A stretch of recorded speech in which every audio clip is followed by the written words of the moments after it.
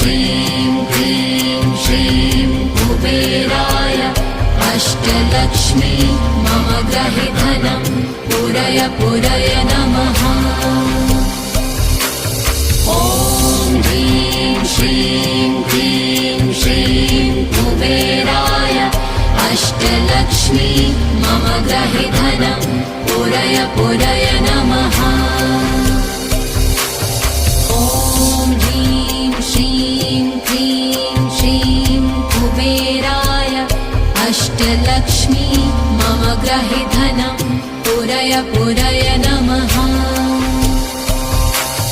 ॐ ह्रीं श्रीं क्लीं श्रीं कुबेराय अष्टलक्ष्मी मम गृहे धनं पूरय पूरय नमः।